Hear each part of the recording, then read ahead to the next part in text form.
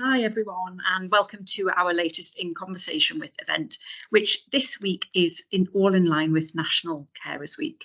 For those of you who haven't met me before, my name is Sarah Dewar and I'm the Chief People Officer with the organisation, and I'm here with Lauren. Lauren, do you want to tell us a bit more about you and your role? Of course, yeah. So my name's Lauren Gibson. I'm the staff nurse that works for the Community Behaviour Support Service. We support people with dementia in their own homes and care homes with anything that their carers find challenging.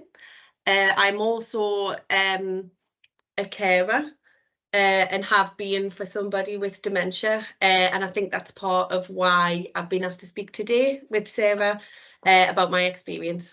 Absolutely. We've got a series of questions to talk through today, Lauren. As part of our commitment to equity, diversity and inclusion, we've got a number of network groups that we have in place across the organisation, and we have had for a while now. And I was contacted really recently to ask if we could put in place a network group specifically for carers across the organisation, which we have done.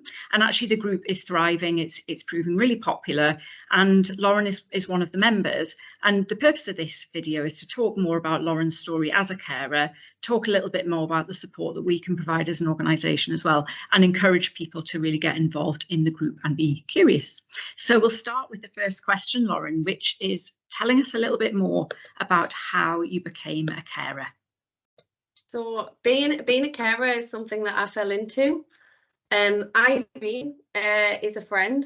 She's a smiling face, a caring word, a loving soul and a listening ear. She knows a lot of people. She's been many places and she's done many things. Irene is my grandma. She's my best friend, my comfort, my confidant. She's my go-to person. I've known her all my life and she's my role model. Irene is an 84-year-old with spirit, grace and kindness. She has all of these things and she's had them all of her life. She's beautiful inside and out and she's the strongest person I know. Irene has Alzheimer's dementia.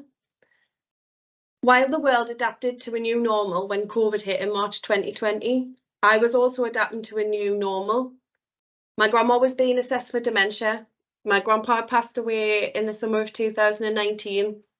I'd been sent home to Shield from my job as a nurse, and I was also pregnant with my first child. I was also starting this new role as a carer for my grandma. I didn't know it yet. I was doing what I always did, spending time with my grandma, keeping her right, helping her navigate around all the changes going on. We all want to make sure those we love are safe and happy. Very few of us know how to make that happen when delivered a dementia diagnosis, be it the person who has the new diagnosis or the one who stands on the sidelines as the support. As a dementia clinician myself, I was no better equipped to manage that situation than those who know not a thing about dementia, who go in blind. We are all afraid of the unknown, the ifs, the whens, the whys, the hows. None of us can fully answer any of those questions. Those who have been there and have some of experience can empower those to believe in the process, to trust your instincts, to do what you think is right. My name is Lauren. I'm a dementia nurse for the Community Behaviour Support Service, and my goal is to support those navigating dementia and let them know that they're not alone. Thank you, Lauren, for sharing that. It's really fascinating to hear, and I think what probably I hadn't thought about is actually, yes, you're a dementia clinician yourself, but you're right, that doesn't put you at any advantage in terms of the caring situation that you found yourself in. And it's just really nice to hear you speak so openly and honestly about your situation. And I know that those in the carers group and those who might be thinking of joining will really, really benefit from hearing your story and hearing what you've learned and how you can support others as well. So thank you. If somebody who's listening to this or somebody is thinking about somebody else who they might think is developing dementia or something that might feel similar to dementia, or they're not quite sure what it could be, what advice do you have for somebody who's in that situation? I think there isn't any clear answer, a route to take, especially when you think somebody has a dementia or something that presents in that way, where you're going to turn around and find that that person's going to then be unable at some point to make a decision for themselves, and it's very hard to navigate that. I found that seeking someone to listen and signpost to the right place was really helpful for me. I mean, some people choose to discuss this with their loved one. In my personal circumstance, I did. That wasn't met with much hope and much happiness at that time.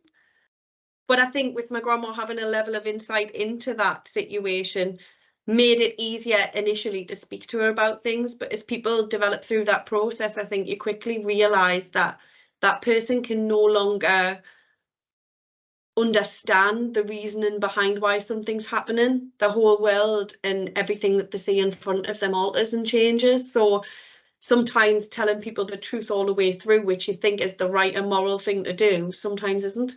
It's sometimes the worst thing you can do. It sometimes makes people feel more anxious and more insecure and worse, because they don't understand why that's happening. They don't know what's happening to them. All they realise at that point is that they're losing the ability to do things for themselves, and they don't like it.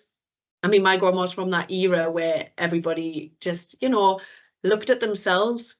They didn't tell everybody everything. Everything was in the household, and that's where it kept. So for people to be able to open up and actually talk about their experiences from that era is very rare. But there's some people who do. I mean, my gran never really spoke about it per se, but she was never worried about me discussing it with certain people if she thought that was going to help them, that I thought that was the best thing to do. I think for me, the first step was that I was in touch with my local Alzheimer Society group through another family member, because my granddad's brother also had Alzheimer's, and he'd passed away before my grandma and my grandpa. Well, my grandpa passed and my grandma got diagnosed. So I was aware of the group.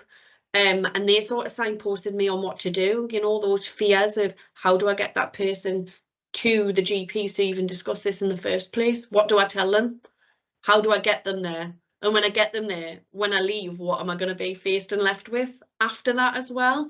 So I think for me, my grandma was very trusting of me in the process. We've always had a very close relationship. At one point when my grandpa was still alive and we were thinking it was heading that way, I was the only one she'd listen to. So at the time I was working in forensic services, a world away from what I'm doing now.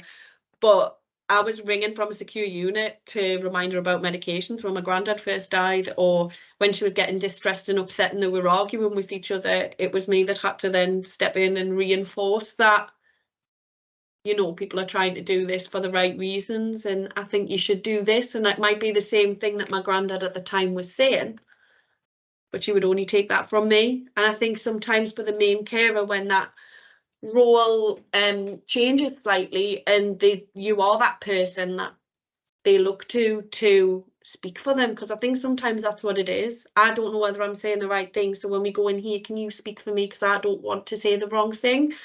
That was the biggest thing I noticed in my grandma, and a social filter drop. So it was one of those things where, you know, you walk down the street, you see somebody in something that from a fashion perspective isn't your cup of tea, you whisper to your relative along the side, "Ooh, look at that, what they're wearing." And that's exactly what happens with your filter drop in dementia.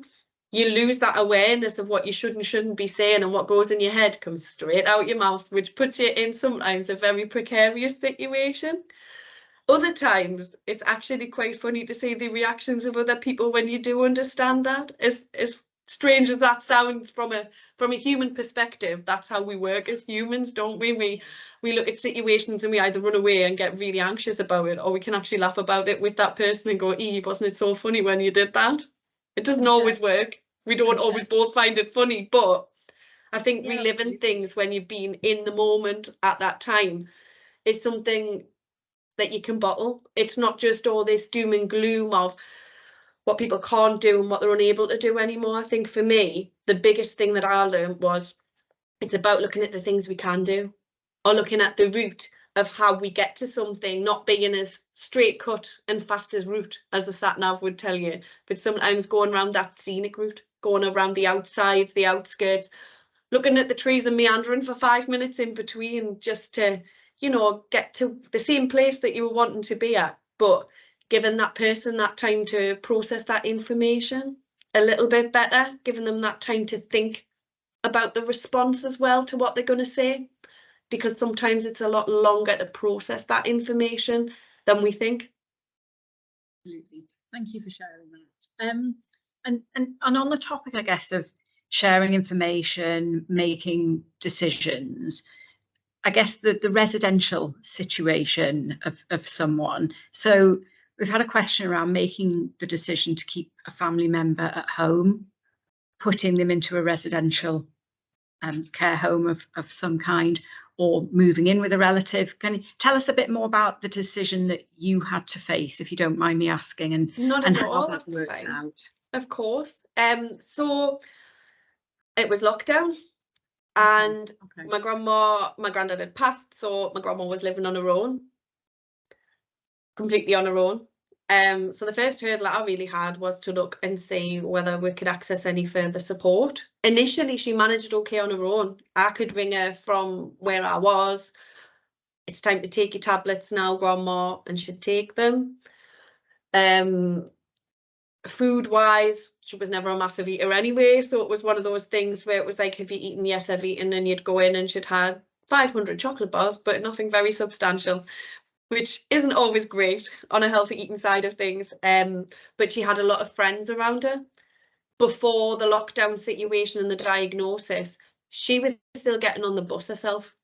She was still travelling through to South Shields Town Centre, going to her clubs. Her friends were picking her up. She had the girls' afternoon out. She would go to the theatre with me. We would get in the car and go all over the place, you know, wander around all over. She could quite easily get around, but as COVID started to hit and everything started to close down, we were in a situation where routine dropped.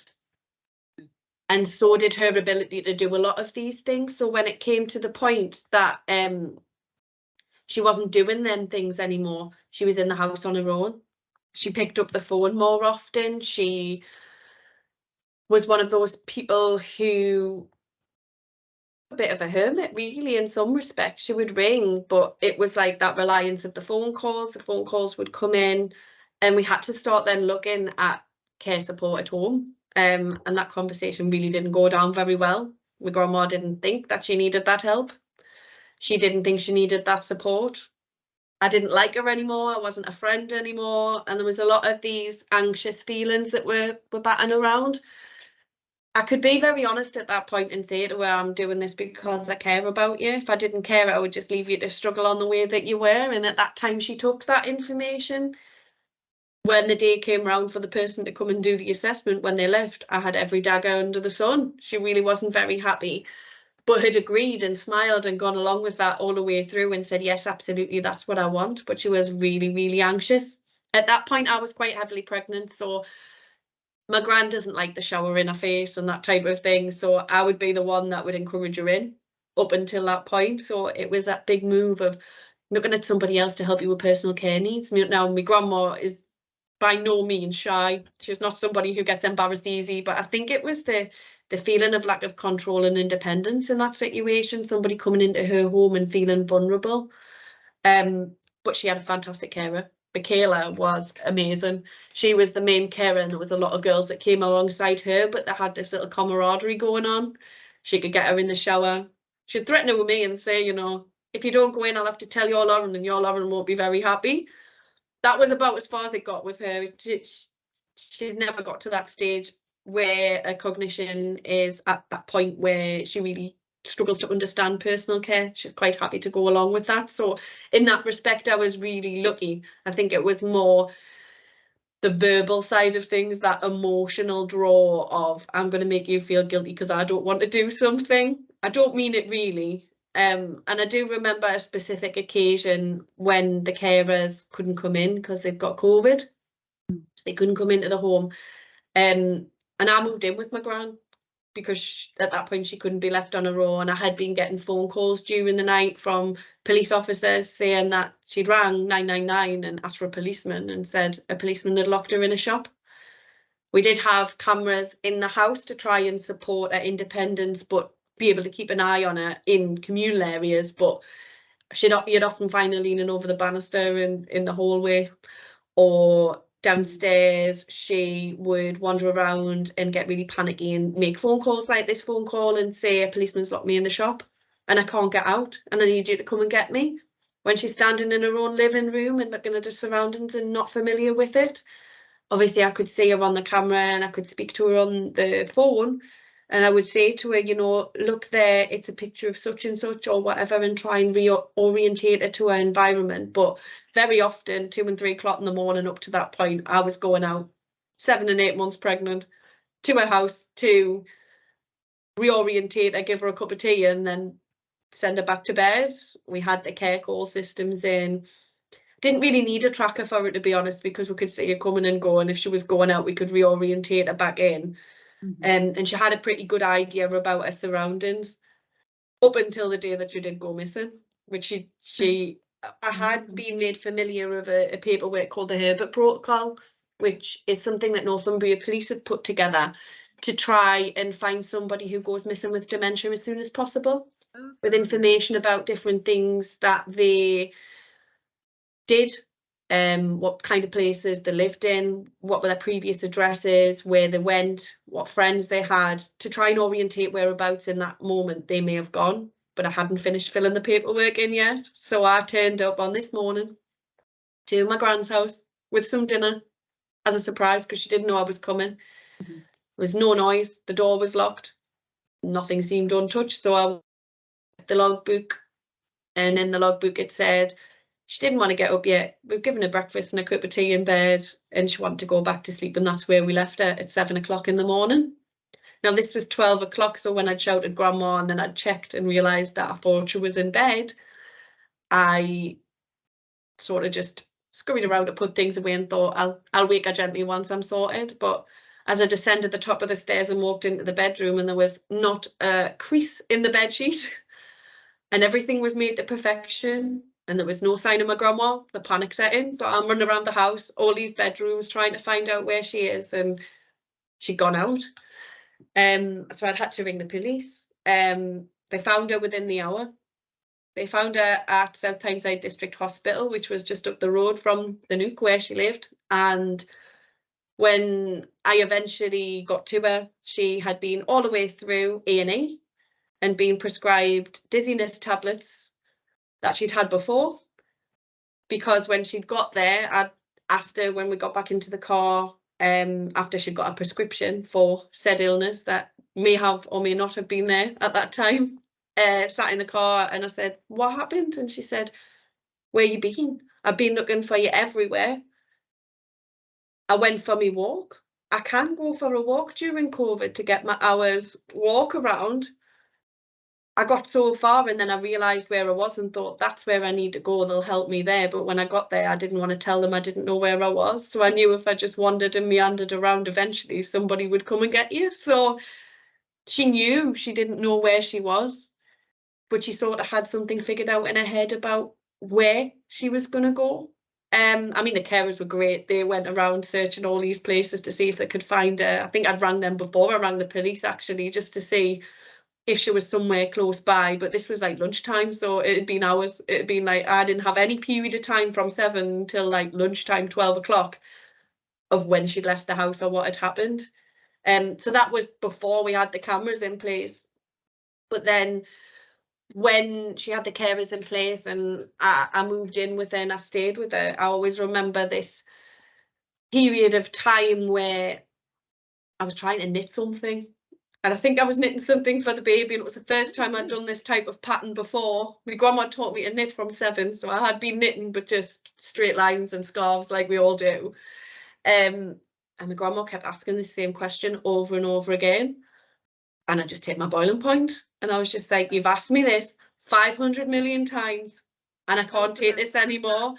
You know, when you just get that moment where you think, I'm just going to stop this knitting across the room, stamp my feet a little bit, have a toddler paddy, and then I'm going to come back and I'm all right. But then she got really upset and cried and was like, I'm really sorry, I didn't mean to upset you. And it became one of those situations where you sat back and thought, I'm a clinician as well, and I know I shouldn't have done that. But at that point, I just couldn't not do that.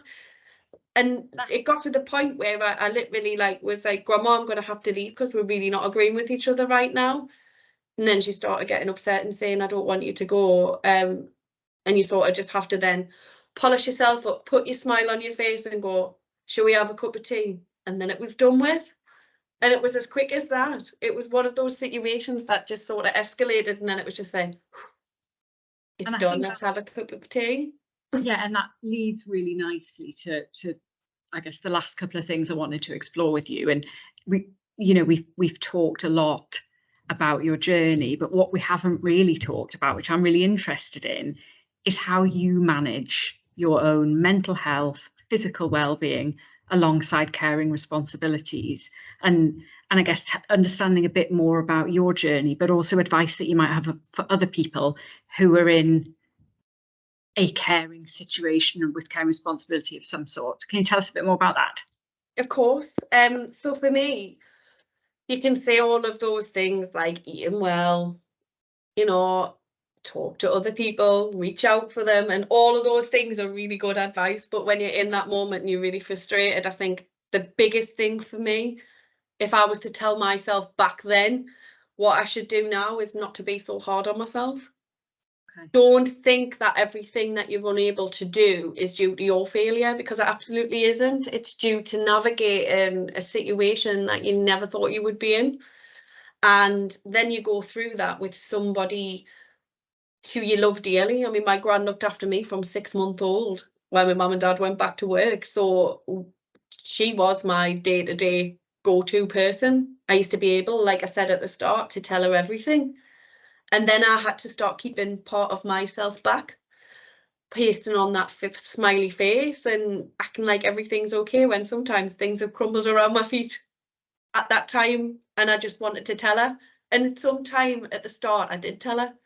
But then she got so upset. It was like her focus and her orientation, like a lot of carers and people who they care for, become that safe space, become that comfort blanket, become that person that orientates the whole world around them. So for me, my gran's famous words have always been, if you're all right and the baby's okay, I'm okay. Now that Millie's 3, it's like, when you're okay and Millie's okay, I'm all right. As long as I know you're all right, then I'm okay. And I think when you go into a situation like making that decision about a care home, which I'll draw back to, my gran is in a care home now. She's been in a care home since very late on in my pregnancy. So close, in fact, that actually within a couple of weeks, I had Millie, but ended up in an emergency C-section after a perfectly normal pregnancy. Nothing untoward, no health difficulties, nothing. I had a horrible birth. I knew it was going to be one of the 3, but it was one of those things where I had to make that decision at the right time, but I had to be comfortable that when I took my grandma into that place, it was her sort of place. So when people say about reviews, about where you go and what people's recommendations are, I think we need to throw that out the window. It's about that person. It's about when you go in there, what's important to you? What are the things of that person that you need to include in that environment, and do they facilitate that? So for my gran, a big thing was socialisation, activities, engaging her. So when she went into her care home, they absolutely do that. But I also had to think practically in my head about, I had to feel comfortable going in somewhere, having a look around, coming out, making a decision whether that was the right place, because my dad couldn't go in, my sister couldn't go in, none of my other family members could go in. It was like one nominated person goes in with me grandma. Sorry? Because of the COVID restrictions. Because of COVID restrictions, absolutely. Some people weren't even allowed to go and look around care homes. It was like, put a pin on a dot, put it down there, that's where you go, and there's a bed there. We were lucky to get in there. But then my grandma was in one of those situations where she was cognitively aware of it. We had a discussion about it. We said you might need to consider that. She was getting worried about me supporting with the care at times when like the carers couldn't go in because they had COVID, where she was getting out the shower and going, I don't want to hurt you. I need to make sure you're okay now. So she was still going through this plethora of different things that were so confusing and knocking her off her axis. And the first thing she thought was, I need to make sure you're okay. So she was the one that decided to go into respite, actually. She was the one that said, I need to give this a go. But I wanted to make sure that was the right place, because when I took her in there, it was that big farewell. It was that emotional goodbye. It was like, I don't know when I'm next going to see you. And then the door was shut and it was like, right, now what do I do with myself? How do I occupy my time and take my mind off that caring role? Because you feel guilty, you feel terrible, you feel like you've literally just thrown somebody to the dogs and just left them there and just abandoned them, and that they're going to whirl in this pool of anxiety where it's going to make them worse and they're just going to take a nosedive. Trust me, I've had plenty of situations along this 3 year that my gran's been poorly at Christmas. Before Christmas, she was really quite poorly. She wasn't eating. She had infection after infection. And I thought she was there. I thought she was at end of life. I thought she wasn't going to come back round from it at all. And I remember going in and she wouldn't eat. And I had to try and encourage her to eat because nobody could get her to eat anything, dangling everything she loved underneath her nose, and she just wouldn't eat it. So I suppose I just went back into, I need to distract from this and then try to give her that food. So she always loved music. Her favourite songs were always, she's an Irish singer actually called Rosemary. And there was a CD she used to play with me and my sister in the car on the way back from school.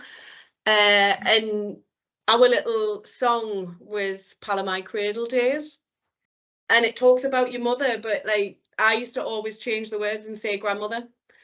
And it was always a running thing that we always did. And I remember sitting in that room, in a bedroom, me and her with this food, thinking I need to put some music on here and sing to her. And I sang to her and I could just feel that emotion welling up. And I thought, this is it.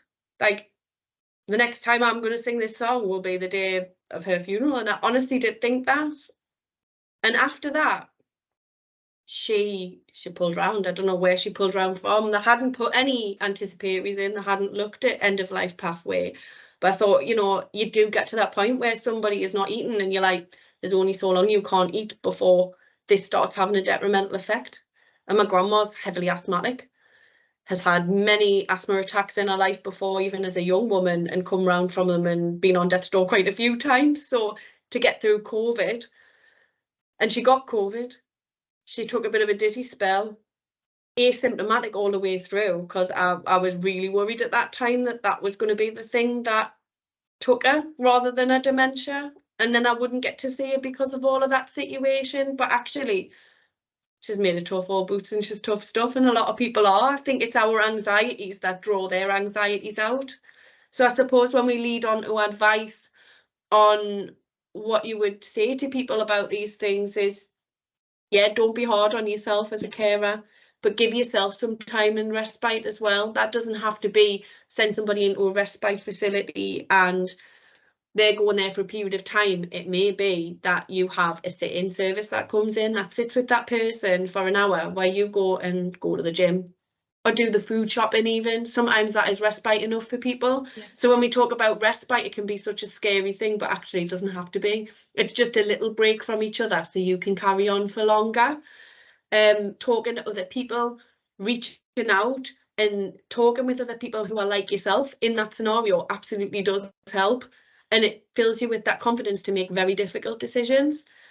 I think from looking at caring for somebody else and how you approach them, for me, approach is the main thing, because you've got to look at how we strip a dementia back specifically. You know all of this stuff and you're losing it. It's like that baby learning all of those things up to that point in reverse. So emotions are always the thing that'll drive that person to the end, because when a baby first smiles, their interaction is that non-verbal communication. So whatever you say to somebody, if you put a smile on your face, they're going to smile back. If you talk to them calmly, even if you're telling them, no, you can't do that, likelihood is they'll read your facial expression before they hear your words. I mean, another thing is when you're in that situation and you're right and they're not right, don't argue, because it just builds that up. Sometimes you can't help it. I totally get that, but don't argue with someone. Try and reassure, try and support them. But the biggest thing for me is identify what that unmet need is, because the unmet need is what's causing them to behave in whatever way that they're behaving. That filter's dropped. They can no longer not say that person's fat, because that's what they will say if somebody walks past and they're a little bit larger. So I think it's about looking, you know, when somebody is throwing things about because you're trying to support them with personal care. Specifically, that's one of the main things in our team that we see a lot. So for me, it's looking at that basic of, we're brought up all of our life to be very private people who do not show anybody our body, and then somebody gets a dementia diagnosis or goes into care and can't do things for themselves. And then we automatically expect them to go, yes, I'm sitting here and you can do what you like with me, because that's not how it works. That brain will always say fight or flight. So they'll either become very anxious, shaky, upset and fearful about that, or they're going to give you a clout because you're trying to touch them in places they don't want you to touch them. So I think creating that safe space for that person, putting them at ease, making them feel trusting of what you're trying to do, talking to them and engaging them and getting to know them before you try and do things that are task orientated. And that goes for a home or in a care home. You know, if you're wanting to just speak to somebody because you need to do something for them or to them, the likelihood is they're going to be like, who do you think you are and what are you doing to me? I don't know you from Adam. And especially when memory is a factor in that, it's very, very difficult for that person to accept that support. I just didn't know whether, Sarah, there was a couple of things that I sort of had to think about. Okay. A couple of little key things for me to know about dementia that I suppose sort of myth bust a lot of the things that we believe about dementia in the media.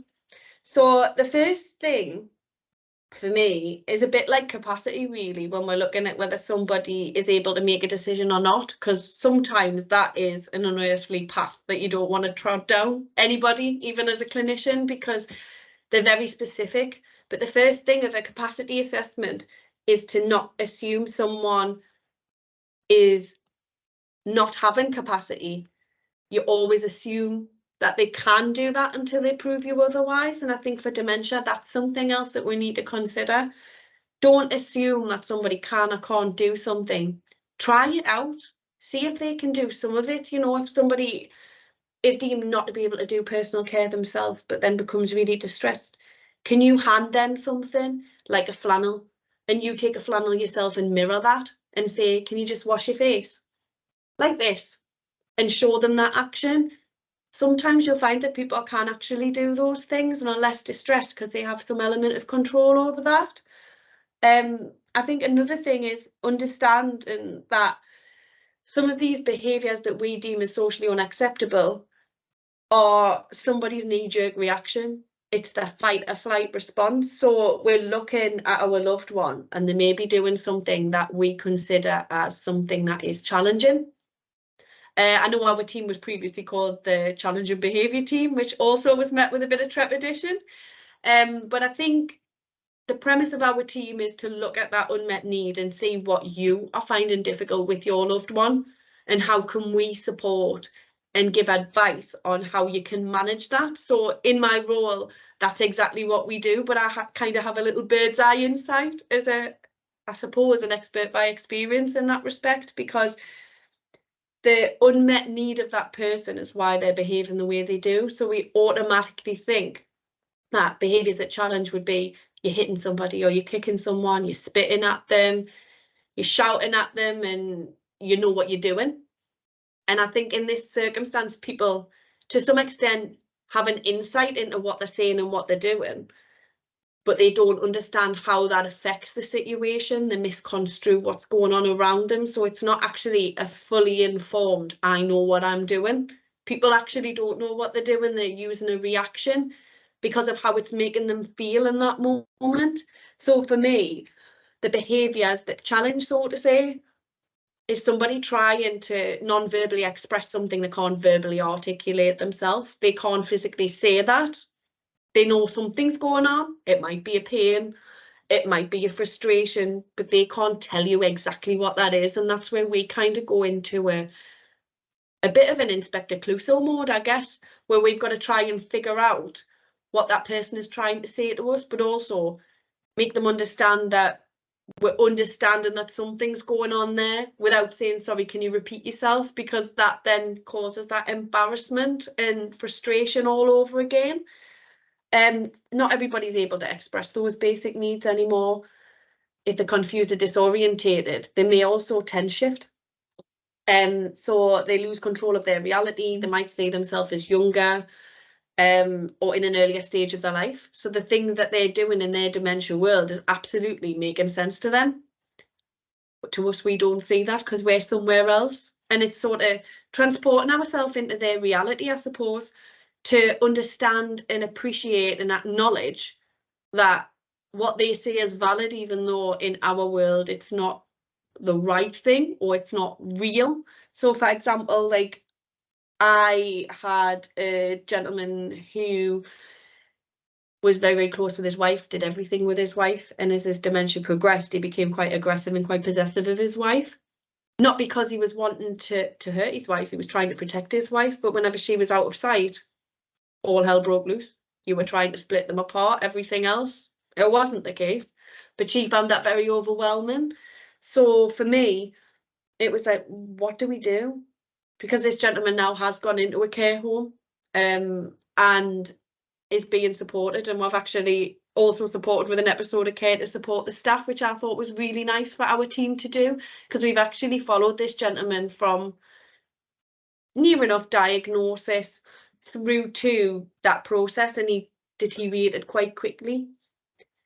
We thought he would go into that care home kicking and screaming, and actually he's really happy in his environment, but gets really distressed and sometimes misidentifies people as his wife. And I don't think, knowing what we knew, the staff were aware of a lot of that stuff. So it was sort of supporting them to understand his world. I suppose that's the best way I can sort of describe it, with that bit of an example in my working role currently, because actually it wasn't just me and my grandma in that situation where a cup of tea solved it all. Yeah. In his circumstance, it was keeping him occupied. I mean, he was running up and down the corridors, but was a little kid back in the time who used to antagonise his teachers. He used to wheeler dealer and do bets and pull a bets in for the local bet broker. And he must have transported himself to me back to that time. He's got nothing to do, he's bored, he's running up and down, but he used to marathon run when he was in his 20s and 30s as well. So it all comes with sort of a backstory as well. I think when we look at how we deal with somebody with dementia and how we manage that, it's totally different for everybody as well. I think we just kind of wing it, come up with some ideas, and I think that's where, like in our service, we create that strategy plan. It's a working document. It's something that we gather information about that person and make suggestions on what could work. But the staff and teams also work alongside us and say, we've tried this and this really doesn't work. And then you identify that trigger to that person as well, something that makes that worse. And then when we come towards the end of supporting that person, we formulate that all together and we disseminate that to all the professionals involved, and sometimes the loved ones' families if they would like that too, so that everybody has a cohesive plan as to what we do in supporting that person, until that becomes more difficult and we then pick that back up again and sort of say, where do we go from there? So I think this is a very fluid journey that people take with dementia. Yeah, absolutely. And hearing those examples from your working life and your service are really, really helpful, I guess, to demonstrate that everybody's journey is really, really different. We could talk about this all day, but I guess to finish us off, I'm really interested in any recommendations that you have on any resources, whether they be kind of books, podcasts, TV programs, whatever they might be, for people who are in a caring position who want to understand more about dementia, and where can you signpost people to? I think for me, there's a couple of different things. I did have a couple of ideas of what I was going to say, but there's something just really popped into my mind that would be really useful for anybody. So if you just want to know a bit about a day in the world of somebody with dementia, there's an app that you can access through Apple or Android. Okay. It's free and it's called A Walk Through Dementia. It's a simulation of different circumstances where somebody with dementia, you can use it with VR headsets as well. So it is very interactive, but you can use it on your phone just the same, or a tablet. And it simulates somebody going through a shop and trying to navigate through that disorientation. And it was funded and created by the Alzheimer Society. So they commissioned that alongside one of the universities and did a load of research. And that's a free app to everybody that they can access straight away, really. Download it and give it a go. But there's a booklet that goes alongside it. So if you're a clinician or a nurse, it also classes as part of your revalidation, where they ask you questions about what you saw and what you can see. The other things I was thinking of, I've got a couple of authors actually. Wendy Mitchell. She is somebody who has dementia, who advocates through Alzheimer's Society for dementia, and she wrote 2 books. She wrote her memoir, which was Somebody I Used to Know, which is about her story, but then she did a follow-up book, which was called What I Wish People Knew About Dementia, which talks about a lot of the foundations of what we've been talking about today that we use in our work in life. I came across this book after I came into our service, but actually it encompasses really well from somebody's personal position about what it's like to be inside the head of somebody with dementia, what it can feel like, what kind of things you can experience as well. And something a bit more fictiony, if somebody wants a bit of a story that's a little bit more lighthearted, is a book by Emma Healey called Elizabeth is Missing. And that has also been made into a film with Glenda Jackson, who starred into it, which I've also watched. The book was fantastic. The film was a real good depiction, even though they cut bits out as well. But my favourite film that I've found about dementia, that literally gives you a very extreme version of how things are because of learning about that dementia process and what it's about, but also is really, really accurate on how you feel as a carer of a loved one, is a film called Head Full of Honey, and that was starring Nick Nolte. It's one that I think I watched on, I think it's been on Netflix at one point, and also on Amazon Prime, but it is a real good depiction of actually the day in the life of somebody with dementia. It's about a granddad and his granddaughter, and the granddaughter takes that caring role on, even though the older adults are the carers. They don't understand the processes of how this granddad works, and this little girl wants to take him to France because that's where he always wanted to go, and they go on this trip. And I think when you look at the end credits, it was one of those ones that hit home because it was very personal to me and I'd experienced it, but hit very hard to home if I hadn't had that experience as well, because it was very emotive. It went through all of the motions as a carer of the emotions that you go through at that point. And when you hit that end point and you get that little glimmer of a memory or a situation where that person says something, you think, oh, they're back. That's the person I love. Because I think the biggest thing for me in all of this is that when I first started talking about my gran at the start, I wanted to tell you a bit about her before I said she has Alzheimer's and I'm a carer, because actually none of those things about my gran have changed. And when somebody gets dementia, I think we clump the two together, when actually you have your loved one and you have that dementia, and the dementia takes hold of what they can control themselves. But actually that person, if you scratch the surface and you understand how they're processing things, is still there underneath. You may have some days where that's my person in the back, and how can they be so poorly one day and then the next day it's like nothing's ever happened. I think that's just the way disorientation and confusion work. Unfortunately, it's very hard to grasp and understand, and I don't think any of us will fully understand that. But I think it's taken those poor moments that you're on your knees and you're thinking, I can't do any more, and then encompassing and engulfing them with those good moments where, you know, you're sitting on the beach with an ice cream and you're enjoying yourself, or, you know, you're laughing about something. Like when I eventually did go back in to see my gran at the care home, once COVID allowed people to be key workers, I ran in there with open arms, and my gran's favourite saying was something that her mum used to say to her, and it was a bit like see you later alligator in a wild crocodile, but for her it was I'll see you on the fly paper, and the response to that was always if you're not stuck up.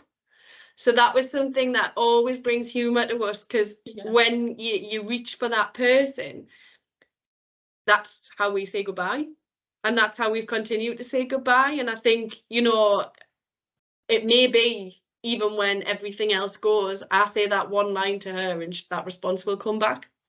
That emotive thing that holds you together is that thing that I find that person holds on to the most.